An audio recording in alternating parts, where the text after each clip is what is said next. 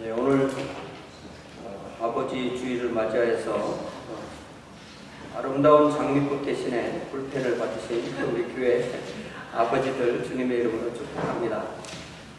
내년도 아버지 주일을 맞이해서 또 새로운 선물을 받을 때까지 주님의 은혜와 복 주심이 또 가운데 또 우리 아버지들의 삶이 더 풍성해지기를 주님의 이름으로 축원합니다. 자, 신약 성경에 기록된 주님의 말씀 가운데 우리의 영적인 성격을 가장 고양해서 가장 멋지게 써놓은 구절 중에 하나가 바로 제가 주부에 써드린 에베소서 2장 6절인데요. 여러분 주부에 보면 에베소서 2장 6절이 나와요. 같이 한번 읽어봅시다. 시작. 또 함께 일으키사 그리스도 예수 안에서 함께 하늘에 앉히시니. 그런데 성경을 찾아야 돼요. 이것만 읽어서는 안 되고 그 앞에 4절부터 읽어야 되는데요. 에베소서 2장 4절에 보니까 1절에 이제 우리가 허물과 죄로 죽었다고 그랬잖아요. 근데 4절에 보니까 긍휼이 풍성하신 하나님이 우리를 사랑하신 그 큰 사랑을 인하여 죽은 우리를 5절에 보니까 허물로 죽은 우리를 그리스도와 함께 살리셨다. 자, 우리는 죽어 있었어요. 그런데 갈라디아서 2장 20절에는 그리스도와 함께 십자가에 못 박혔다고 그랬고, 또 로마서 5장 6절에 보니까 우리가 로마서 6장 4절에 보니까 그리스도와 함께 장사됐다고 그랬고, 또 지금 읽은 이 말씀의 5절에 우리를 그리스도와 함께 살리셨다. 자 보세요. 그리스도와 함께 십자가에 못 박히고 그리스도와 함께 장사되고 그리스도와 함께 부활했다는 거예요. 그죠? 그러니까 주님 혼자 다 하셨는데 그 주님과 우리가 다 붙어 있는 거예요. 연합되어 있는 거죠. 자, 5절에 허물로 죽은 우리를 그리스도와 함께 살리셨고, 그러니까 우리가 은혜로 구원을 받은 것인데 6절에 뭐라고 되어 있어요? 함께 일으키사. 일으키사가 뭐겠어요? 살리시고가 부활이면 일으키사는 승천을 말합니다. 그러니까 주님이 승천하실 때 2000년 전에 승천하실 때 저도 같이 승천했다 안 했다? 했다 안 했다? 했다고 그랬잖아요. 함께 일으키사. 그 다음에 뭐예요? 함께 그리스도 예수 안에서 함께 하늘에 앉히셨으니까 내가 이미 2000년 전에 그리스도와 함께 하늘에 앉아있다 안 앉아있다? 네, 우리 하나님 하늘에 앉아있다. 그러니까 이 몇 절이라고? 에베소서 2장 6절이 우리의 영적인 위치, 우리의 영적인 생명을 가장 명확하게 그리고 있는 그런 성경 구절 중에 하나입니다. 그러면 우리 이 말씀을 어떻게 그러면 이해가 안 되잖아요. 하나님 말씀을 이해 안 되는 게 맞습니다. 믿는 거예요. 이해가 안 되니까. 그런데 이해를 좀씩 시도를 해봐야 될 거 아니에요. 어떻게든. 이해를 어떻게 해야 되냐면은, 예를 들자면, 사도행전 9장에 보면은, 사도 바울이 이제 박해자였을 때, 박해하려고 다마스커스로 가는 길에 갔을 때, 갑자기 주님께서 나타나셔서, 사울에게 뭐라고 하냐면, 사울아, 사울아. 성경에는요, 하나님이 나타나시면 반드시 이름을 불러요. 그러니까 자기 이름이 뭔지는 기억하고 있어야 돼요. 네? 사무엘은 자기 이름 3번 불러도 몰랐잖아, 그죠? 네. 어려서 몰랐었어요. 자기 이름은 딱 기억하고 있어야 돼요. 그래서 하나님이 나타나시면 반드시 이름을 부르시는데, 사울아, 사울아, 네가 어찌하여 나를 박해하느냐? 이 말 한마디 듣고요, 사도 바울은 다 깨달았어요. 뭘 깨달은가? 가장 기본적으로 깨달은 것은 자기는 예수를 믿는 사람들을 박해했는데 그게 예수님을 박해하는 거라는 사실을 깨달은 거예요.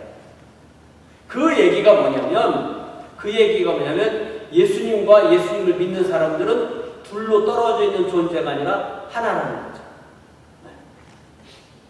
그러니까 우리는 예수님과 예수님을 믿는 사람들을 둘로 분리할 수 없다는 거예요. 그러니까 예수님은 머리이시고 우리는 그분을 따르는 몸이다 그랬잖아요. 그분의 몸이다 그랬잖아요. 그러니까 사람을 머리 따로 때려놓고 몸 따로 내놓으면 그 사람이 아닌 거예요. 그죠?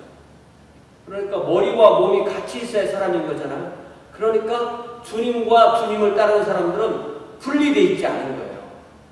그렇기 때문에 주님이 십자가에 못 박히실 때 우리랑 주님이 한 몸이니까 같이 못 박힌 거고, 주님이 장사되실 때 우리도 같이 장사된 거고, 주님이 부활하실 때 우리도 부활한 거고, 주님이 승천하실 때 우리도 승천한 거고, 주님이 하나님 보좌 우편에 앉아 있을 때 우리도 거기 있는 거예요.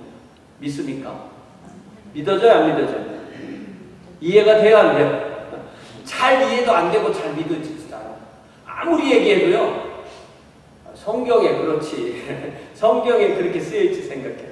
믿음이란 뭐냐면 성경에 쓰여있는 거거든요. 그러니까 우리의 스피리추얼 리얼리티는 우리는 이 하나님 보좌 우편에 예수 안에서 앉아있는 거예요. 그리고 우리의 이 실제적인 현상, 눈에 보이는 거는 여기 있어요. 그러나 그거를 하나님의 보시는 눈으로 딱 보면 우리는 예수 안에서 하나님 보좌 우편에 딱 앉아요. 그러니까 어떻게 생각하냐면 주님이 계신 곳이 우리가 있는 거예요. 그러면 우리가 있는 곳에는 주님이 계실까 안 계실까? 우리랑 주님은 한 몸이라고 하잖아요. 그죠? 그럼 주님이 계신 곳에 우리가 있어. 그럼 우리가 있는 곳에 주님이 계시냐 안 계시냐? 왜? 한 몸이니까. 그러니까 우리가 여기서 예배를 드리는데 주님이 계실까 안 계실까? 계신 거지. 주님이 우리와 함께 하시는 주님을 성령 하나님이라고. 성령님은 성경에서 하나님의 영이라고도 하고 예수님의 영이라고 해요. 그래서 예수님이 성령님께서 내 안에 계시기 때문에 내가 그리스도인 거예요. 성령님이 내 안에 계신 게 어떨 때는 느껴지고 어떨 때는 안 느껴질 때도 있어요. 그러나 성령님은 내 안에 계신 거예요. 그래서 이런 생명이 바로 하나님이 주시는 생명을 우리가 받은 생명을 성경은 영생이라고 해요. 영생. 근데 이 영생이라는 말은 영원히 사는 걸 말하는 게 아니에요. 왜냐하면 모든 영적 존재, 사람이 영적 존재니까 모든 영적 존재는 영원히 살아요. 없어지질 않아요. 죽어 없어지질 않아요. 그래서 모든 사람이 다 부활해서 사는데 부활해서 그 몸으로 얼마나 그 부활한 몸이 기가 막힌 기능이 있냐면 불과 유황으로 타는 못에서 영원토록 사는 거예요. 그 몸으로. 그러니까 지옥에서 영생하는 거거든. 그럼 지옥에서 영생하니까 영생 얻었네 좋겠네. 그렇게 성경이 얘기하지 않아요.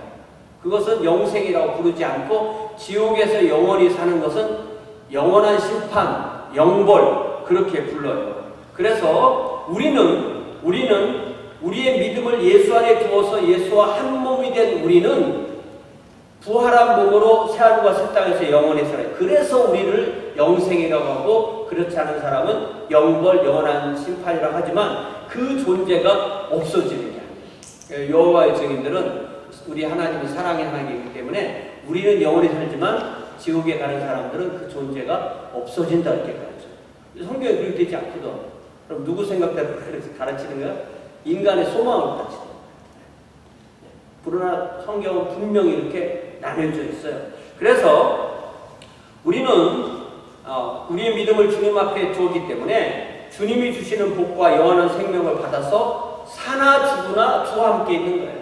그러니까 우리는 주님과 붙었기 때문에 우리가 이 땅에 있을 때 주님과 함께 있고 우리가 죽어도 주님과 함께 있고 또 주님께서 다시 올 때 우리 몸이 부활하고 그래서 영원한 새하늘과 새 땅에 사는 그 삶을 영생이라고 하는데 오늘 우리가 나누고자 하는 요한일서 5장 13절부터 17절까지 말씀에서 하나님이 우리에게 영생을 주시면 우리가 어떤 담대함을 갖는가 요 이야기를 해주세요. 그래서 오늘 우리의 담대함 The confidence we have 라는 제목으로 하나님의 말씀을 함께 나누겠습니다. 먼저 13절에 보니까 내가 하나님의 아들의 이름을 믿는 너희에게 이것을 쓰는 것은 그러니까 이 요한일서를 쓰는 목적을 밝히는 거죠. 쓰는 이유는 이 서신의 목적은 너희로 하여금 너희에게 영생이 있음을 알게 하려 함이라. 그러니까 예수를 믿는데 예수를 분명히 믿는데 내가 영생을 얻었다고 하는 것은 교만한 거지. 내가 어떻게 알아 영생 얻는지 안 얻는지 죽어봐야지. 그렇게 겸손한 사람들이 있어요. 그러면 되겠어요 안 되겠어요? 내가 영성 얻었는지 안 얻었는지 어떻게 알아요? 어디에? 그러니까 성경을 믿는 게 믿는 거. 저렇게 잘 대답을 잘하시네. 네. 그러니까 믿음은 나를 믿는 게 아니라니까. 내가 나를 믿을 수 있어요? 못 믿어요? 네? 나도 나를 믿는데 내 안에는 나를 믿으려고 해요. 맨날 실망하는 거예요. 저 인간이 왜 저럴까? 네? 옛날에는 안 그랬는데 치매가 걸렸다. 이런 생각이 드는 거예요. 나를 믿으면 안 되는 거예요. 내가 나를 보면 누굴 믿어야 된다고? 주님을 믿어야 돼. 주님을 믿는 게 주님의 말씀을 믿는 거예요. 그러니까 내가 하나님의 아들을 믿는 것이 분명하면 나의 영생입니다.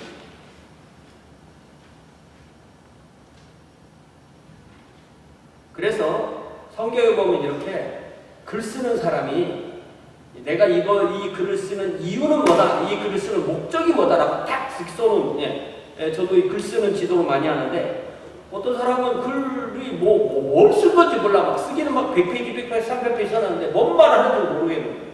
왜? 목적이 불분명하니까. 그래서 여러분, 이 사도 요한이 말을 맨맨 부는 것 같아도 자기 말을 분명하게 딱 찍어놓은 데가 있는데요. 여러분, 예를 들자면 요한복음을 찾아봐요. 요한복음 20장 31절에 보면 사도 요한이 요한복음을 쓴 목적이 나와 있어요. 그러니까 요한 1서도 사도 요한에 쓰고 요한복음도 사도 요한에 썼는데, 요한 1서 20장 31절에 보면 여러분 이런 성경 구절은 머릿속에 딱 이렇게 넣어두면 좋아요. 31절 요한복음 20장 30절 같이 읽어봐요. 시작. 오직 이것을 기록함은 너희로 예수께서 하나님의 아들 그리스도이심을 믿게 하려 하며 또 너희로 믿고 그 이름을 힘입어 생명을 얻게 하려 함이라. 목적이 몇 가지예요? 두 가지죠. 하나는 뭐예요? 예수가 누구시냐? 예수는 하나님의 아들이시고 그리스도시다. 그러니까 예수님이 그리스도시고 하나님의 아들이라는 것을 먼저 내가 얘기를 해주면 이들이 믿는다는 거예요. 그거 첫 번째 목적이고, 믿으면 그 다음에 영생을 얻게 하는 거다. 그러니까 요한복음은 훨씬 더 안 믿는 사람들에게 예수님을 소개해주는 책인 거죠. 그러나 요한일서는 이 요한일서 5장 10절 말씀에 보니까 이미 예수님을 그리스도 하나님의 아들로 믿는 사람들이 이미 믿었으니까, 요한복음은 믿으라는 책이고 요한일서는 이미 믿은 사람들 보내는 책이니까 이미 믿었으니까 너희가 영생을 갖고 있다는 것을 너희들이 알게 하는 것이 나의 목적이다, 이렇게 말합니다.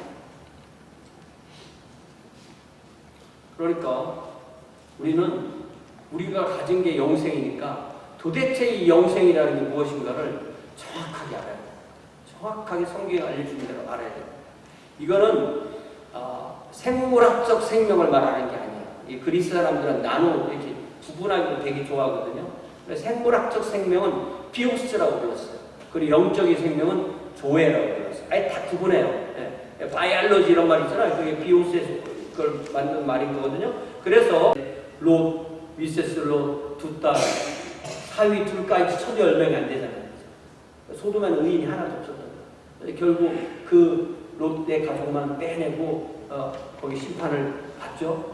사실 그런데 요 말씀을 잘 읽어보면 사망에 이르는 죄, 사망에 이르지 않는 죄가 있는데, 우리가 죄를 안 범하기 때문에 내가 지금 하나님 앞에 살아있다, 저는 그렇게 믿지 않습니다. 여러분이 그동안 40년, 50년, 60년, 70년 이렇게 살은 게 내가 죄를 범하지 않아서 여기까지 지금 살아있는 거예요. 저는 그렇게 믿지 않습니다. 여러분, 그 요한일서 2장 1절에 보면 이게 무슨 말이에요? 요한일서 2장 1절에 보면 이 파라클레토스이신, 이 보혜사이신, 대언자이신 우리 주님께서, 자, 요한일서 2장 1절에 나의 자녀들아 내가 이것을 너희에게 쓰면 너희로 죄를 범하지 않게 하는, 죄를 뭐 일부러 범하고 그렇게 하는 거 아니라는 거잖아요. 죄를 범하지 않는 게 하나님의 자녀의 목적이에요. 그러나 만일 누가 죄를 범해도 누가 계세요? 아버지 앞에서 우리에게 대언자가 있어요. 이 대언자라는 말이 파라클레토스예요. 그러니까 파라클레토스라는 단어를 보혜사라고 번역을 해도 되고 또 대언자라고 번역해도 되는 거예요. 그래서 보혜사는 잘 가르쳐 주시는 분이라는 뜻이고, 대언자라는 뜻은 변호사처럼 옆에서 말해준다는 뜻입니다. 그래서 자기들은 죄를 짓지 않는다라고 말하는 사람들은요, 보혜사 예수님 필요가 없는 거예요. 저는 예수 믿는 사람은 죄 짓지 않는다고 가르치는 사람들은 그건 잘못된 가르침이라고 생각해요. 그건 거짓 가르침이에요. 그럼 그 말이 맞으려면 이런 기준이 없어야 되잖아요. 우리 경험으로도 그렇지 않잖아요. 그런데 죄를 안 범한다고 가르치는 사람이 있는가 하면 또 어떤 사람들은 자기가 하나님인 것처럼 남의 죄를 찾는 사람이 있어요. 네? 우리 왜 시편 130편 은혜로만 들어가는 거 보면은 만약에 하나님이 우리의 죄를 낱낱이 셈한다면, 낱낱이 다 기록한다면, 그러니까 제일 무서운 사람이 기록하는 사람이에요. 싸우고 집에 가서 기록하는 사람 있죠. 누가 무슨 말을 했어? 이 사람은 당할 수가 없어요. 나중에 그거 딱 갖고 오니까, 보여주니까. 근데 그게 정확하게 중립적으로 잘 안 써져요. 그래서 하나님이 우리의 모든 것을 낱낱이 기록한다면 주님 앞에 설 사람이 누구냐는 거예요. 근데 그렇게 안 하신다는 얘기지. 그러나 그렇게 하고도 하나님은 우리를 용서해 주시는데 왜? 그래야 우리가 하나님을 경외하며 산다. 그렇기 때문에 우리가 형제자매의 죄를 위해서 기도해야죠. 당연히. 내 죄를 위해서 기도하듯이.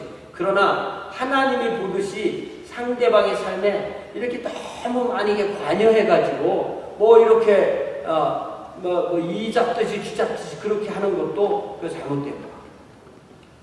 그러나 아주 심각한 죄를 범했는데 또 그냥 둘 수도 없는 거잖아요. 그래서 사도 바울은 고린도 전서 6장에 보니까 그런 사람은 그냥 내쫓아라. 고린도서 5장에 보니까 뭐라고 하냐면 그런 사람들은 교회에서 내쫓아라. 주 예수의 이름으로 너희가 내 영과 함께 모여서 주 예수의 능력으로 이런저런 사탄에 내주었다. 그의 육신은 멸한다. 무슨 말이냐면은 그의 죄의 본성이 멸하고 하나님께서 교회 밖에서 시련을 겪다가 다시 교회로 돌아오고 하나님 앞에 용서를 받게 하겠다. 이런 말인 것 같아요. 그죠? 그렇기 때문에 우리가 이 말씀에 기도하지 말라고 했으면 난 기도 안 해요. 이게 이 말씀을 그대로 적용하기 좀 어려워요. 왜? 그 사람이 사망에 이르는 죄를 졌는지 안 졌는지 내가 판단을 해야 되잖아요. 어떻게 판단해? 그런 죄가 예를 들자면 불신이에요. 성령을 모독하는 죄, 하나님을 모독하는 죄, 주님을 떠난 죄. 그렇다고 해서 내가 그 사람에서 기도하지 않아요. 하나님께 맡긴다는 뜻이지. 기도하지 않는다는 뜻. 하나님께 맡기고 하나님의 또 다시 돌아오는 거예요. 왜냐하면 우리가 어떤 경우는 감당할 수 있을 때가 있고 어떤 경우는 그 기도의 짐을 감당하지 못할 때도 있는 거예요. 그럴 때 우리가 주님께 맡기는 거죠. 그래서 17절에 모든 불의가 죄로 돼 사망에 이르지 아니하는 죄도 있다. 이렇게 말씀하셨어요. 우리가 때로는 우리의 심지어 가족이든 자녀든 배우자이든 뭐 부모이든 우리 형제든 신앙의 형제든 우리의 이 능력의 범위를 벗어나는 경우가 있어요.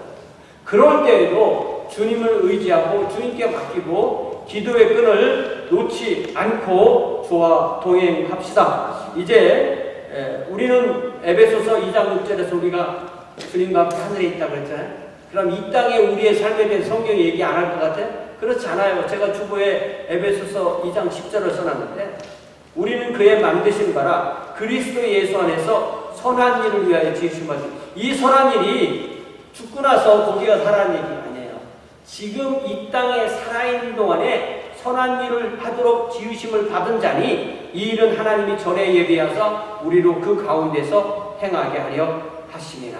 이게 바로 우리를 하나님이 영생을 주셔서 하나님의 자녀로 부르신 목적이라는 거예요. 이제 우리 집사님께서 찬송가 429장 반주해 주신 동안에 우리가 오늘 아버지 주일을 맞이하신 우리 교회 모든 아버지, 모든 성도가 이렇게 하나님이 예비하신 선한 일의 열매를 맺을 수 있는 또 한 해, 또 한 주가 되기를 위해서 함께 기도하겠습니다. 다 함께 기도합시다.